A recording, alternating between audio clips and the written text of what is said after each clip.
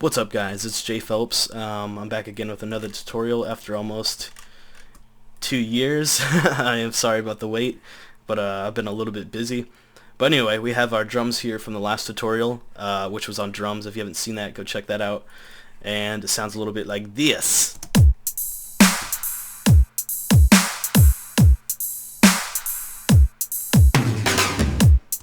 Right, so some pretty basic drums, and today we're going to talk about massive and sub bass, so let's get right into it.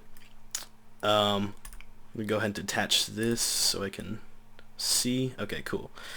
Yeah, so usually I'll start out with basses first, but in this one we're going to start out with sub bass. I'm going to open up this default patch I have.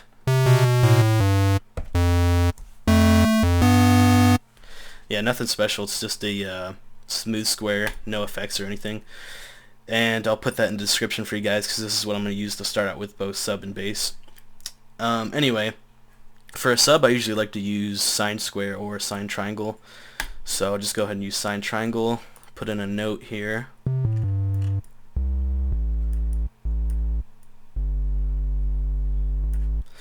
so basic little note.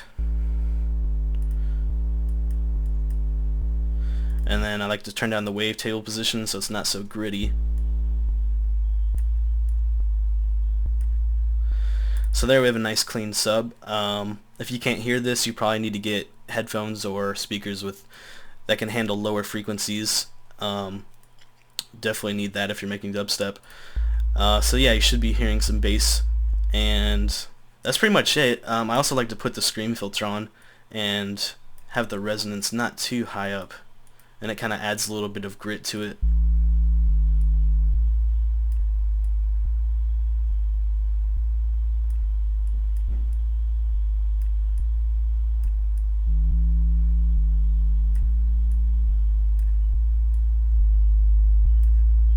Right, so there's our sub.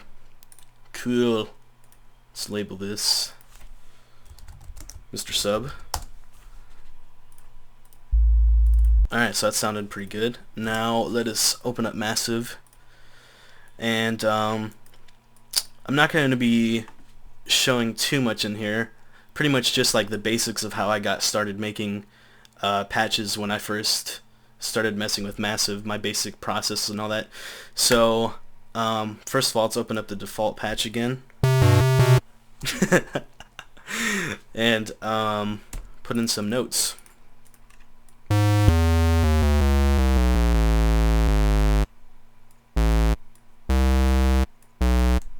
So just like put in some random notes, basic pattern.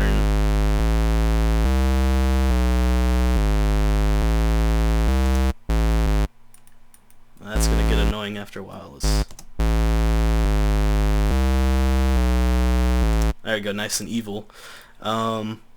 So yeah, now that we have that, where should I start?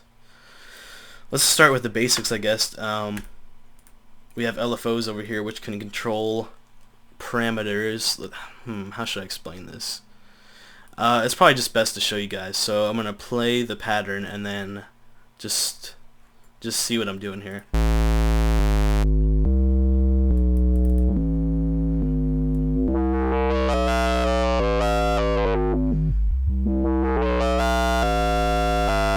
So what I did here is you can turn on the filter just by clicking the filter 1 or 2, and the cutoff is basically just like how much.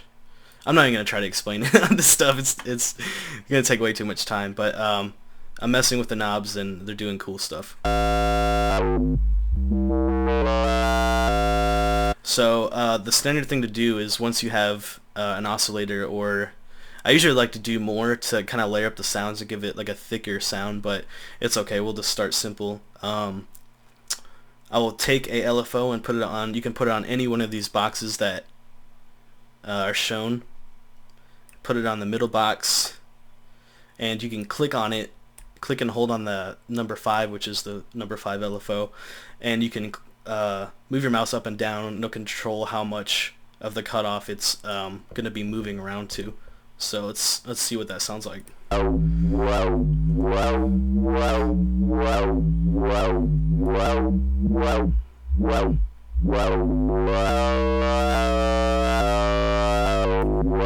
So yeah, some cool sounds there. I'm gonna go ahead and just leave it somewhere in here.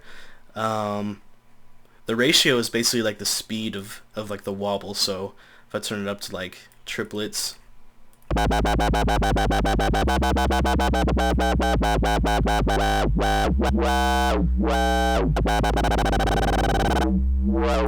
yeah, so that's basically that. So yeah, we have kind of like a basic sound here.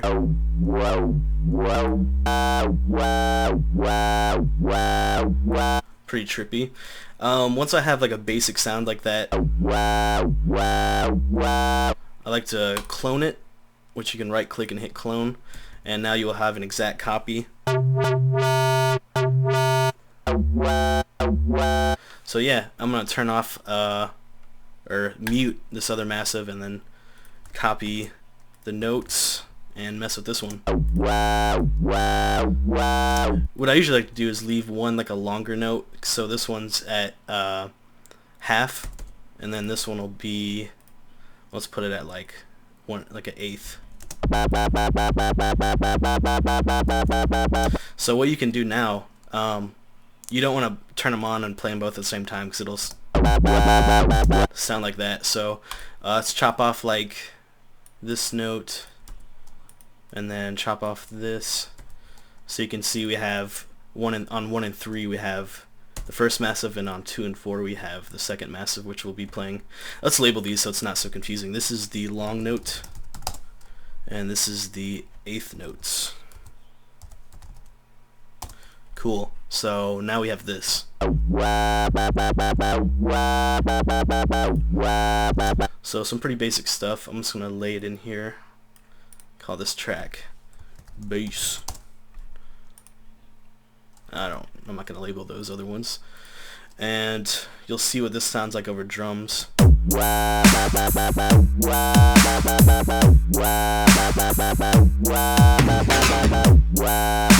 Right, so you notice there's a drum fill there at the end. We don't really, you could have bass playing over it, there's nothing wrong with that, but I usually like to leave like a break there for the drums, so it'll be like, which now I just realized those are kind of loud. Let's turn it down a little bit. Cool, so now that we have our basic 2008 beginning of heavy dubstep bass, we can start messing with them a little bit to make them a little more unique. So I'm going to listen back to this long note, and let's add another oscillator to it, which we can do just by clicking that. Actually, I forgot, I should probably fill in these notes again. By the way, if you're wondering, like if you notice I go in here and there's these gray notes here, it's actually really cool. It's showing the notes like in the other channels, and you can do that or activate it by going to helpers and ghost channels, and it helps me a lot, because if you have like if you're putting in the notes for a massive patch and then you want to clone it, or not clone it, but like have the same notes for your sub, it'll show those notes and it makes it really easy. So yeah, what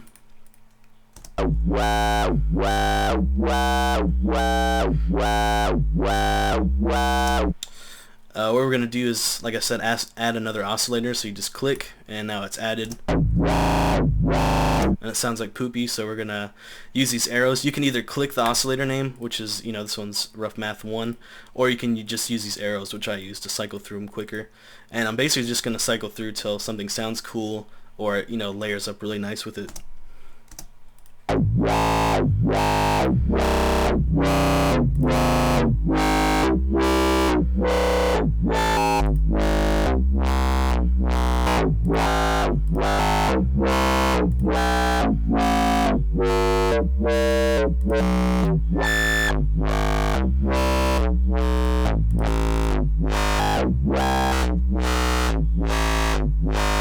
Right, so I kind of like that metallic robot-y sound of this one.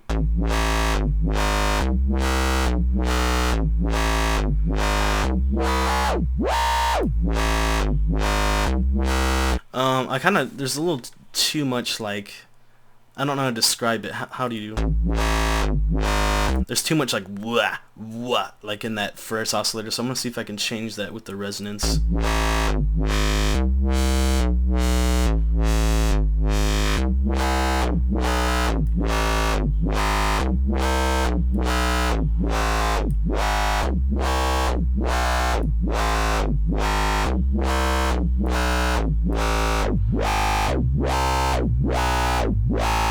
Well, that's kind of cool.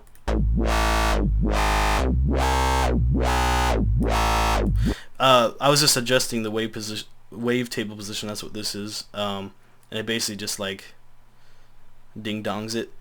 And then there's also a bend and bend negative plus and bend negative and format, which these are all cool to mess with while you're just like playing around a little bit.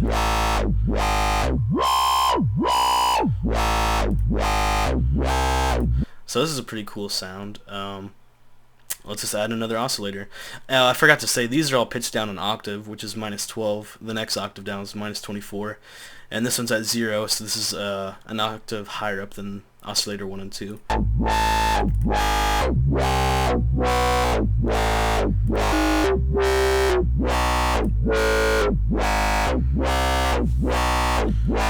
Right, so that sounded pretty cool. Now we're going to go down, usually the second step or third step in this, for me, is to go down to the modulation oscillator, and this thing is awesome. You can do all sorts of ring mods, phase, all sorts of cool stuff, so we're just going to play around with that for a minute.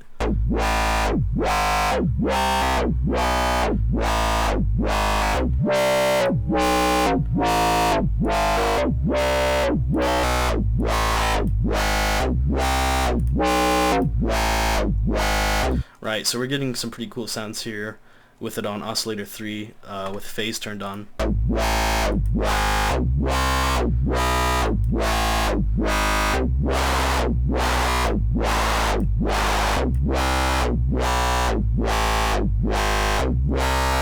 Cool, so we have like a basic little sound going on. I'm going to give it some grittiness by turning on a tube. There's classic tube, tele-tube, Bronner tube. They all sound pretty good. I personally like Bronner, so I'm going to use that.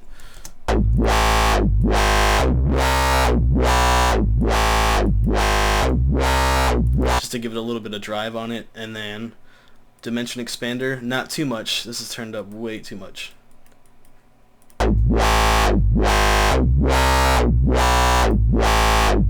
you can kind of see what that does. It kind of gives it almost like a little tiny bit of reverb on it. It kind of makes it sound like it's in a room.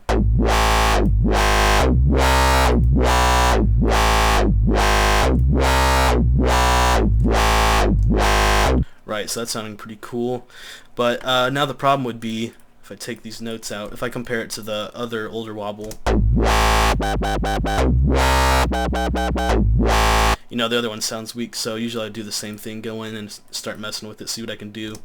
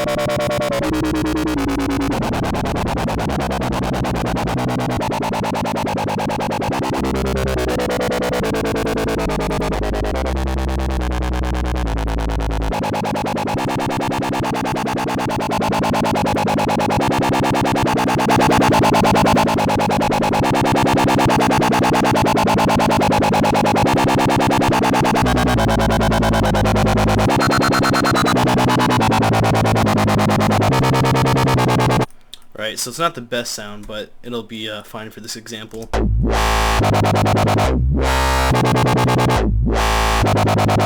Right, so that's the sound we have now. Now I'm going to go ahead and put in these sub notes, which, you know, this is where that ghost channel thing comes in handy. I can see right where the notes are. And let's see how this sounds. Oh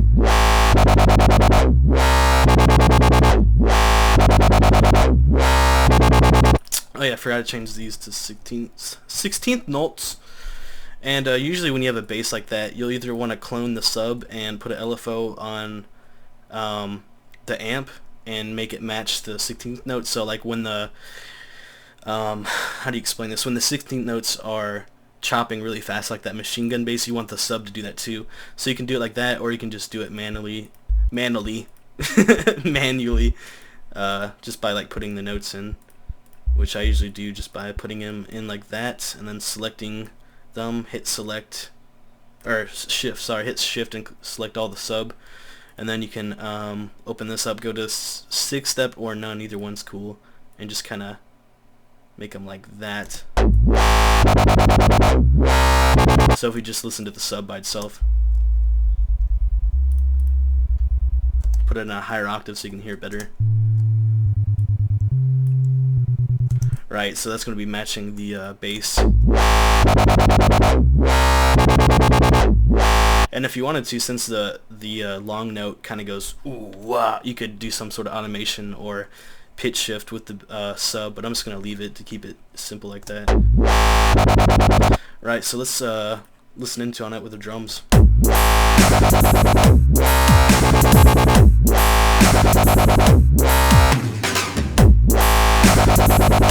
Okay, so the drums are starting to sound a little buried. It's because we haven't EQ'd anything yet.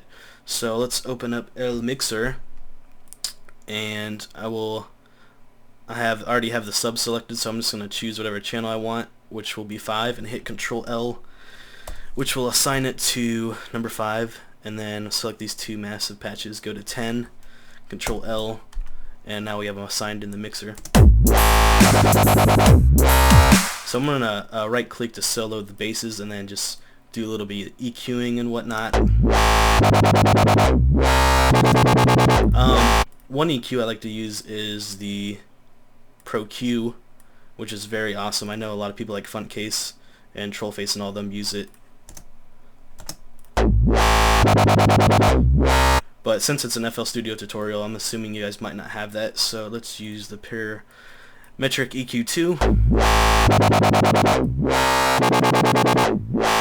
So you're going to want to cut out all the sub bass, because that's what we have is sub bass 4s to do that, and it's nice to be able to control like your bass patches separately from the sub bass. So go ahead and get rid of that.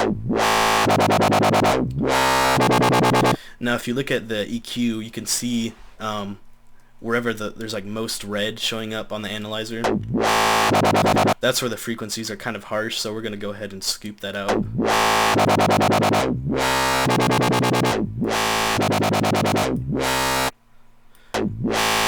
And then I'm sort of boosting in the areas that aren't as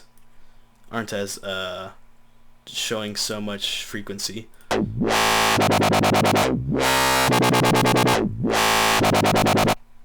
So this is before, after. So you can see it kind of takes out the sub a little bit. What else do I like to put? I usually like to put a tiny bit of reverb. I've been trying not to use so much reverb lately because it kind of muddies up your sound. But if you do want to put like a little bit of reverb on there to make it blend better.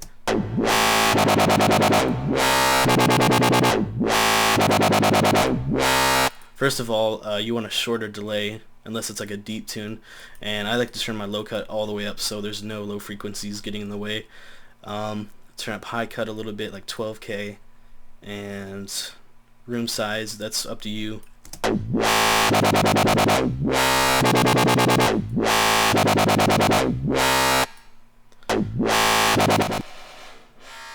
So here you can, this is the delay that we have going. Usually try to put the reverb at like 14 to 20%, you know, so go like 18, 19. Go ahead and add the sub bass in here, see what it sounds like. Okay, the bass is a little bit low. Wait a sec. Why? I'm not sure why there's a EQ and reverb on the sub. That's weird. Huh, that must have been from something earlier. Anyway. There we go, there's the sub.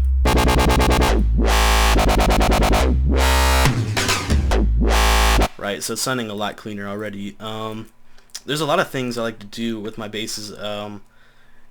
Within FL Studio though, you know, there's a couple things you can kind of do. Sound goodizer, you know, as funny as it is, if you just put a tiny bit on it, could be good if you're just starting out or whatever. Also the dimension expander, or not the dimension, what is it called? Stereo enhancer, pretty cool.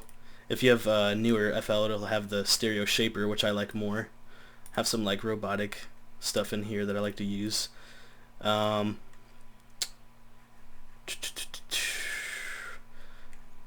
Yeah, I think that's okay.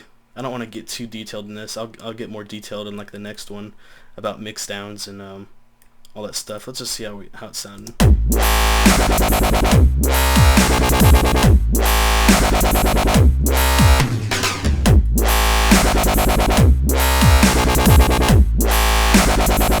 Right, so that sounds alright. I mean, it's not the best, obviously, and usually when I'm, you know, making my basses, I'll go a lot more in detail and all this stuff.